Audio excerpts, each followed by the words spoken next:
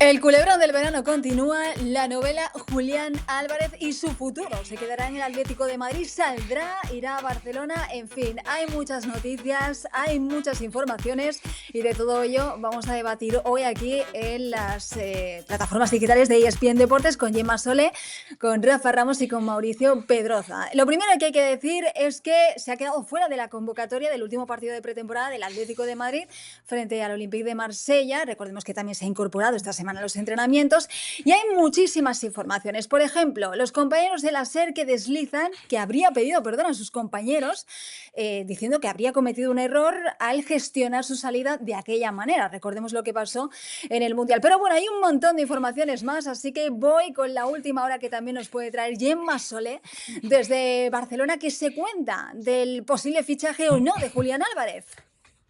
Hola, hola Ana, ¿qué tal? El saludo también para Mau, para Rafa y para toda la gente que nos ve. Está calentito, ¿eh? El verano, no solo a temperatura aquí en España, sino en cuanto al culebrón Julián, que es verdad que pasa por fases, pasa por momentos, a veces se parece que ya se ha terminado, pero hasta el 31 de agosto hay tiempo y yo creo que aún no se han escrito todos los capítulos. La última hora, como bien la mencionabas, la deslizaban esta madrugada pasada los compañeros de la SER.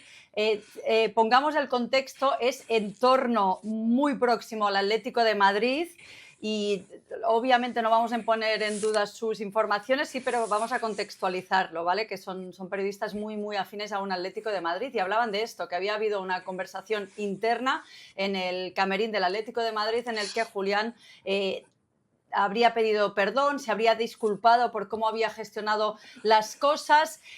A mí lo que me cuentan es que más que eso, lo que quiere es decirle a sus compañeros que él está a muerte con ellos, que es independientemente de lo que suceda, si termina recalando, va a dar el 200% como siempre, y que de algún modo ese perdón viene también por no perjudicarles, que de algún modo no se piensen que él no está cómodo en el vestuario, que nada tiene que ver con sus compañeros. Como bien decías, él no ha viajado a Marsella, a ese último amistoso en el Velodrome. Es cierto que no es tan noticia porque él se incorporó esta semana, tampoco ha viajado Musso, tampoco han viajado Llorente, el resto de internacionales españoles que jugaron la final, tampoco Baena, es decir, que ya de algún modo estaba previsto, pero esto viene en el contexto de el lunes se incorpora a los entrenamientos, curiosamente ese día no está el Cholo Simeone, que había pedido permiso para estar un día más en Ibiza, el martes hay la conversación cordial con el Cholo Simeone, ahí Julián le dice, me quiero ir, el Cholo le dice, no quiero que te vayas, quédate, que aquí vamos a estar todos bien. Hoy esa disculpa que apuntan los compañeros de la SER, y hay más informaciones candentes que llegan de nuestros compañeros de ESPN Argentina con muy fuente próxima al entorno del futbolista, que dicen que este no es el último capítulo, que él sigue que se quiere ir y que incluso estos compañeros nuestros no descartan que hay algún tipo de comparecencia pública, de mensaje público, de algo en el que se exprese. Creo que sería lo más saludable porque lo cierto es que es una situación muy incómoda. Es verdad que el Atlético no debuta en partido oficial de Liga hasta el miércoles, pero estos días, esta semana se puede hacer realmente larga. Gemma, luego te voy a preguntar por el tema Barça y cómo quedaría la situación, porque recordemos que queda muy poco para que arranque la Liga. De hecho, arranca este fin de semana, pero Barça y Madrid juegan en una semana y solo tiene dos delanteros inscritos, que son Lamine Yamal y Rafinha, con la salida de Lewandowski y de Ferran Torres. Así que yo creo que urge, ¿no?, contratar a un 9 y en este caso urge la posible llegada de Julián Álvarez. Pero voy con Rafa Ramos. Rafa, ¿qué tal? ¿Cómo estás? ¿Estamos ante el último capítulo de este culebrón o cuál crees que va a ser el siguiente de esta novela interminable? Lo que pasa es que cada capítulo que se va escribiendo en el día con día, que se basa más que nada en rumores, versiones, especulaciones, adivinanzas, sobreentendimientos, nos llevan a un escenario de confusión absoluto. A ver, entendiendo algo muy claro, a partir de que Fernando Hidalgo, un promotor de medio pelo, ha tenido la fortuna de encontrarse un jugador de muy buenas condiciones, de muy buen precio y que además en el cierre, en los los últimos partidos de Argentina en la Copa del Mundo, revaloró todas sus condiciones, entendiendo que tenía que hacer lo que tanto le ha exigido Cholo Simeone, o lo que tanto todavía le va a exigir Cholo Simeone, nos ha llevado a este escenario de absoluta confusión. Es decir, y bien lo comentaba muy bien Gemma, es decir, no es solo lo que ocurre en la península, sino también lo que ocurre en Argentina, o lo que dicen que va a ocurrir. Yo creo que a final de cuentas ya se equivocó Hidalgo, ya se equivocó asesorando mal a Julián en esa irrupción, en esa situación explosiva, decir, no, pues yo ya me quiero ir, ya no tengo, bla, bla, bla, bla, bla.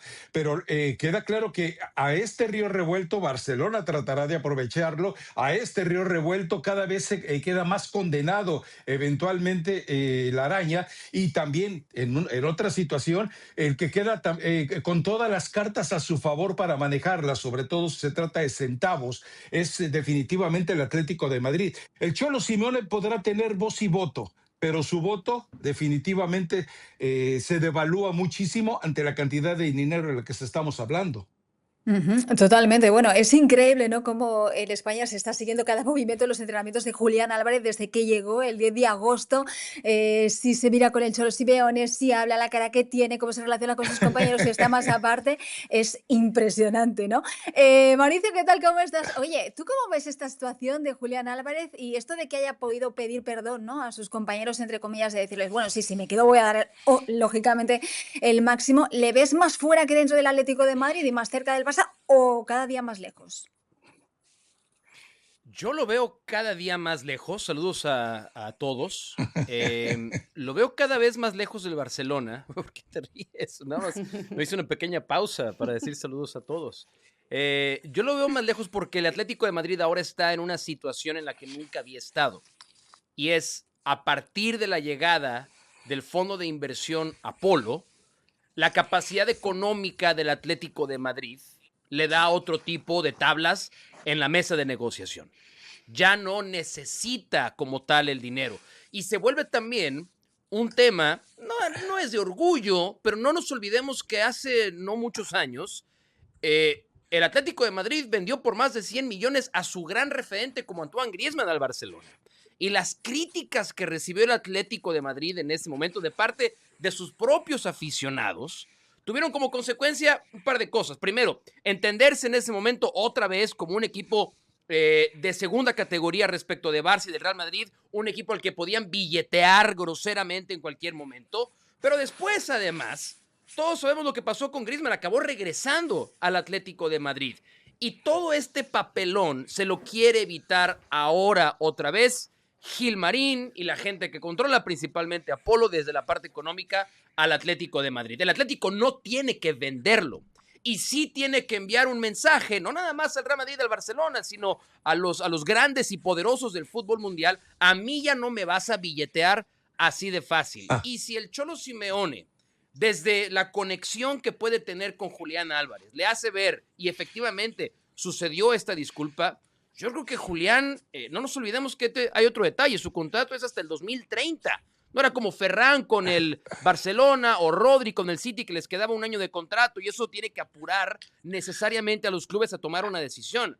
Entonces, yo la realidad es que veo en este momento, como están las cosas, lo que cuenta Gemma, toda la información que perfectamente ha puesto sobre la mesa, en este momento yo veo más probable que Julián Álvarez se quede en el Atlético de Madrid a que haga un movimiento al Barcelona. Y ya después podemos meternos en ese tema de entonces, pues qué tan desnudo queda el Barcelona en la ofensiva, ¿no? Con los 54 goles que se le han ido entre Rashford, Lewandowski y Ferran Torres de la temporada pasada. Bueno, pues venga, vamos a ese tema, que la verdad que también hay tela que cortar con el Barça, que esperaba fichar, por supuesto, a Julián Álvarez. Se complican las cosas, como estamos contando, y como bien decía, se queda sin muchos goles este equipo, que obviamente necesita un 9. No sé cuál es la situación que piensa el Barça en este momento hacer, y sobre todo después de la salida de Ferran Torres, que prácticamente era un secreto a voces que se iba al PSG, pero bueno, ya es una realidad, y muchos menos goles en la cuenta, Gemma.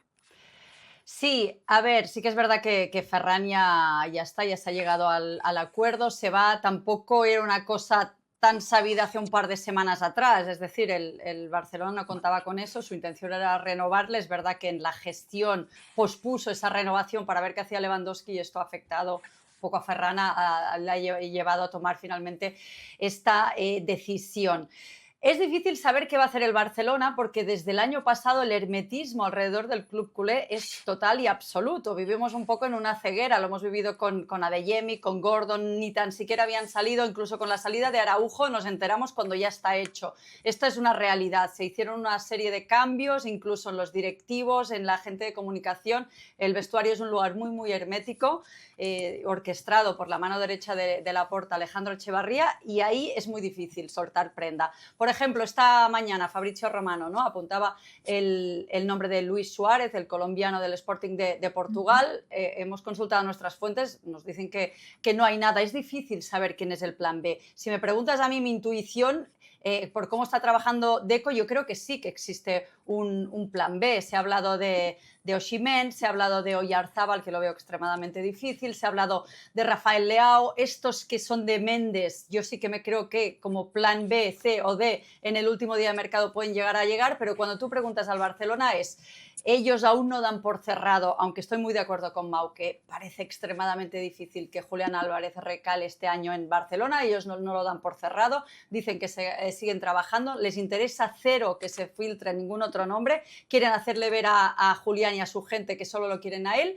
Y luego te hablan de Hamza, de este delantero joven egipcio que disputó algunos partidos en el Mundial, que ha hecho una gran pretemporada, marcado, asistido, es un striker total, es un killer alto, se confía mucho en él, pero es un chaval de 19 años y como bien apuntabais, se han ido 2 9, se ha ido Rashford también. Es verdad que hay mucha polivalencia de futbolistas que pueden actuar de falso 9, pero un 9 puro no está, y quizás en otros momentos de la historia del Barcelona no hacía falta, pero yo creo que Hansi Flick necesita, no sé si un delantero puro, pero al menos un punto focal ahí en el de 9, sí, y no existe. Entonces está trabajando seguro en un plan B. Deco seguro que tiene planes B y que se han avanzado algunas negociaciones, pero de momento no se filtran, y si se filtran algunos nombres se encargan enseguida de desmentírnoslo. Así que, Ana, estamos un poco en un limbo.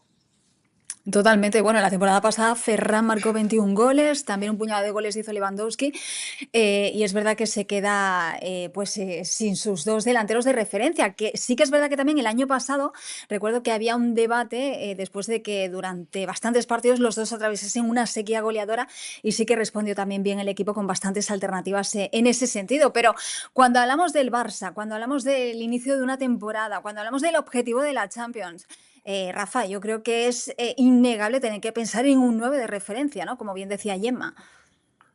Sí, es que mientras mayor es el hermetismo, quiere decir que mayor intensidad, capacidad, inteligencia y sobre todo ambición es como se está manejando el Barcelona. La descripción que hace Gemma es perfecta. Antes, inundados seguramente en situaciones de rumores, de versiones, de anticipos, de exclusivas, muchas veces se pepenaba la información correctamente. Hoy todo es simplemente sacar, ahora sí que de la chistera el conejo en el último momento. A mí me parece que sí van por Julián. Mauricio argumenta algo muy valioso, lo del Grupo Apolo, pero también entendamos algo, no están ahí para gastar dinero, están ahí para producir dinero. Y si eventualmente ellos ven que se puede solucionar lo de Julián Álvarez y pueden enriquecer como fondo de inversión, no en las perspectivas del Atlético, lo van a hacer. Es decir, Atlético se acercó al fondo de inversión para tratar de encontrar un camino financiero en su salud, pero no necesariamente para bloquear el principio básico de un fondo de inversión, que es hacer negocios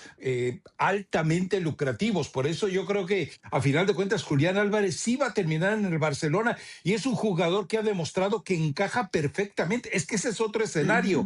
¿Encaja mejor o no encaja mejor que los que se han ido? Y queda claro que sí, que es un jugador que te va a dar en muchas de las condiciones de Lewandowski, y te va a dar una persistencia y consistencia como en el caso de Ferran. A mí me parece que esto va a llevar tiempo, pero también entendamos que para los planes del Barcelona tendrá que resolverse pronto. Totalmente. Bueno, aunque parezca que queda poco para el mercado de fichajes, aquí los días se hacen muy largos en este sentido y puede pasar cualquier cosa. El cambio de guión puede ser ya, de un momento a otro. Pero Mauricio, me quedo contigo. Tienes la última en esta reflexión que estamos haciendo sobre el futuro de Julián Álvarez, sobre el futuro también de la delantera del Barça. ¿Crees que en el caso de que tú confiabas o crees que Julián Álvarez terminara quedándose en el Atlético de Madrid, el Barça tiene que buscar un 9, pero ya?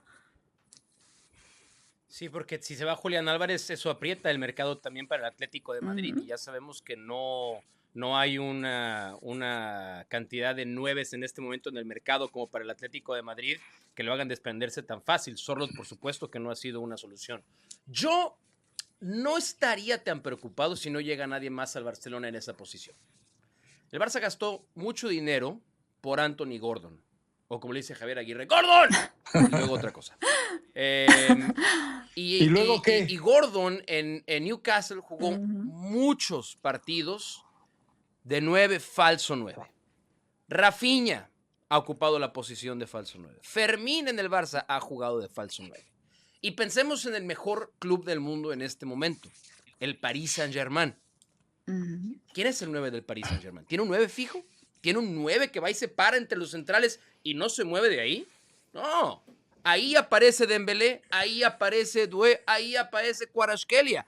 Yo sé que no es que jueguen igual el Barça y el Paris Saint-Germain, pero con los futbolistas que tiene Hansi Flick, si tiene la necesidad ante la ausencia de un 9 nominal, puede tranquilamente suplirlo, uno, con estilo y con idea de fútbol, y dos, con jugadores que han ocupado esa posición. Entonces, yo no creo que es el fin del mundo si no llega Julián y no encuentra el Barcelona un 9 para suplir. Lo que a Hansi Flick le encantaría, hombre, por supuesto, a todo el mundo le encantaría tener a un Erling Haaland en su equipo.